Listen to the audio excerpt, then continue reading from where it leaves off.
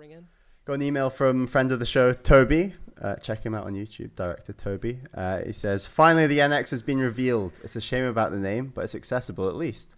The biggest question that no one is asking is, how is this tech possible? It's the size of an iPad. An iPad can't run home console quality games, and Apple must have larger engineering team than Nintendo.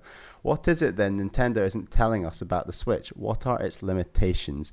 For example, can you only buffer or load limited portions of games? How hot is it going to get? And what's the battery life going to be? Love the podcast. I fell asleep listening to your review of Earthbound and awoke to the nightmarish ending of turning into a robot. Not only did you spoil the ending, but also gave me nightmares. Thanks, guys. Yes, we've been known to give people nightmares on this podcast. Every day. So be careful. Be careful. It is fragile. So, the tech behind the Switch, how can it do what it does? I'm not very technically minded. I do computer stuff, but I'm not super in the weeds. But my guess would be, in terms of it being able to run things like Breath of the Wild, is this system is made to play video games. So you have, NVIDIA making this chip for it. It's custom made, that is deliberately created so that the games can run well and be optimized for on-the-go play and all that stuff. And when you look at an iPad or something to that effect, that is a device built with many functions in mind, right? So you have applications and streaming music and video and all these different things. So as a result, it's not fine-tuned directly for video game application, and therefore it does not do as well in certain circumstances. So that's my take. Do either of you have any other theories as to how it could run this stuff? Yeah. If you want more information on how exactly it runs, go and read NVIDIA's press release from the day they announced the Switch. They have some insight into the type of development that went on behind the scenes on the Switch hardware, and they talk about how there's many thousands of man hours poured into making it run properly. It essentially, from what I understand, it uses similar technology to the Shield tablets. Right? Yes. Those are pretty much made specially for gamers. Yeah, the Shield stuff is basically the Switch before the Switch existed. Yeah. But much higher price range, and obviously drawing on stuff from Steam and PC stuff. So. Sure. So, I mean, I think there is a precedent for that technology existing. I don't think it's exclusive to Nintendo. I think if you look at what Nvidia's done before, they have a history of doing stuff like this, and yeah. Although it is impressive, I have to say, I hope it runs well, because I think it will. Yeah. I mean, that's the danger, really, though, isn't it? Is the thing that I worry the most about is frame rate, because it's something that I feel very important, and Nintendo generally tend to focus on. They make sure that the frame rate in their games is solid and good and not a nightmare. And there's the potential that could be impacted when it comes to a handheld, although you have things like Smash Brothers on 3DS, which runs at a full 60 in 3D. So they're definitely capable of making stuff look nice. When it comes to first party Nintendo stuff, I'm not concerned at all, because totally, they have a good standard of quality control, especially with the big titles like Zelda and Metroid. Yeah. I mean, I shouldn't have said that. Metroid. Mario, obviously. I don't know.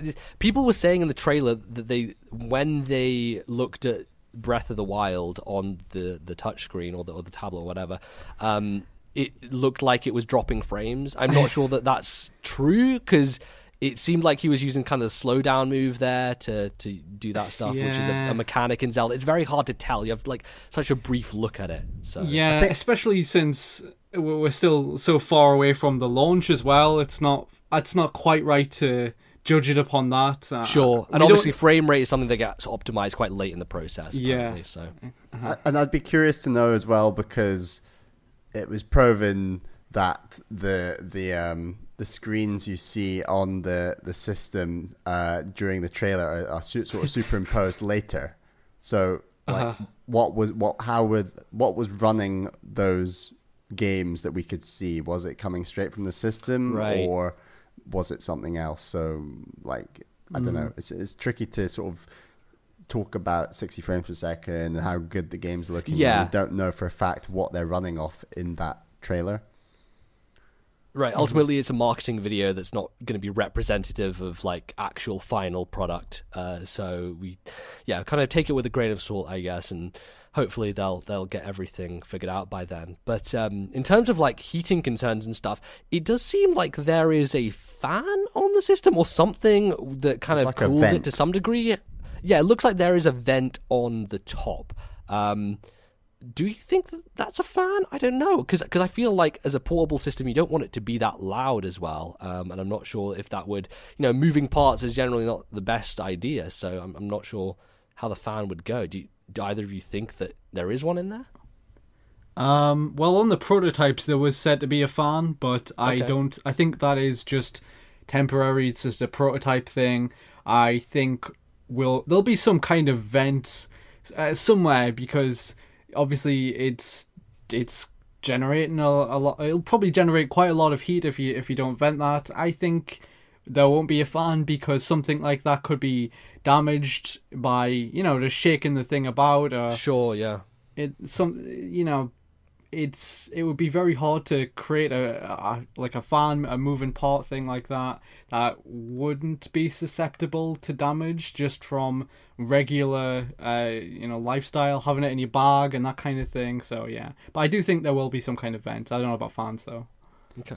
Yeah, I'd be interested to see like if just a vent is enough to keep it cool enough, and obviously that'll still let in a lot of dust and things, and will there be ways to get it cleaned and all this? I don't know, but I don't know. Certainly I know my laptop at the moment, I've not had it like cleaned for dust, and it gets really loud at times, and I'd be scared that if there was some sort of fan, that dust buildup could make that fan operate louder and become more of a nuisance.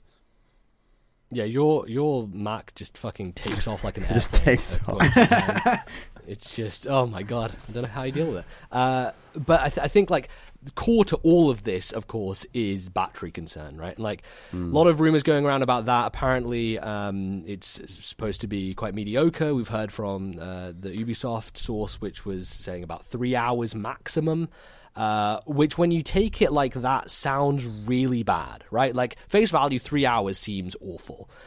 But I step back from it and I think, well, my 3DS battery, to be fair, is not that great. I play with 3D on, so I'm obviously kind of putting it to the max, like juice-wise, and I don't feel like it's that big of a deficiency. I don't know. I think that like, where are the situations where you're going to be needing it more than 3 hours? If you're sitting in an airport and then you have a very long flight, that's probably a bad thing. But then you also probably have access to some kind of power connection, right? Either at the airport or on the plane itself. And I mean, maybe in a car, but then you have the potential of using, in-car chargers as well. So I'm trying to think, like, is there a situation where having it alone by yourself for 3 full hours and you're constantly playing it is that big a deal right now? I don't know. For certain people it will be, but when I look at the way I use 3DS, and I guess even Wii U, although Wii U is tied to the system, so I have a charger on me at all times,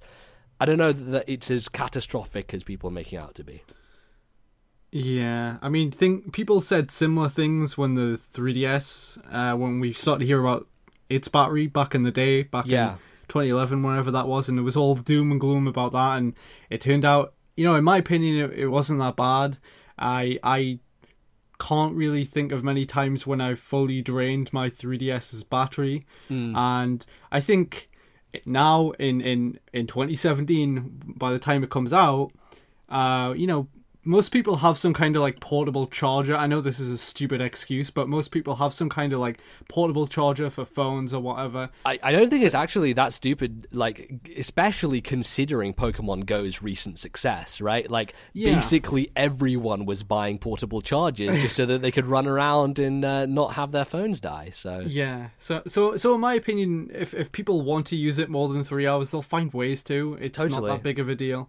But I think most people will probably just play it on the TV. Yeah, I'd expect. But yeah, those are my thoughts. I think that the 3 hours is concerning to a degree. I'd be interested to know, because this is certainly the case with my 3DS, or maybe I should say new 3DS. I don't know if that's got any better battery, but when I'm playing a sort of retro game, so maybe a Game Boy Color game on my 3DS, and I've got the screen, I try to play with the screen on like a lowish brightness.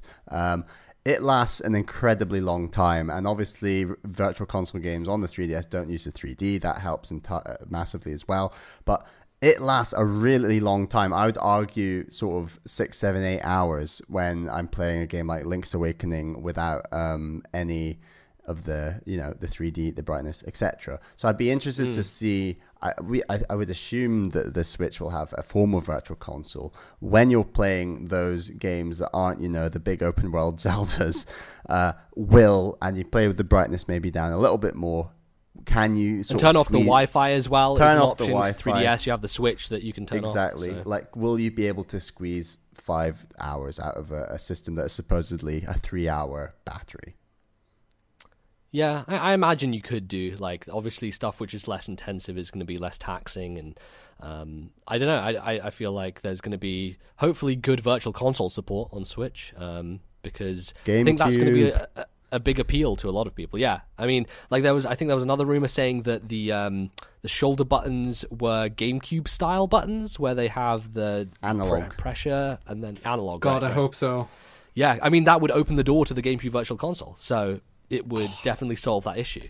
F-Zero GX on a handheld. Oh, Come my on. goodness. Oh, wow. That would be crazy. If you enjoyed this discussion and would like to hear more, consider subscribing to us on YouTube and following the podcast playlist. You can also find us on iTunes and various other places. Follow us on Twitter at TNL Podcast and email us thisnintendolife@gmail.com. Thanks for watching. We'll see you next time.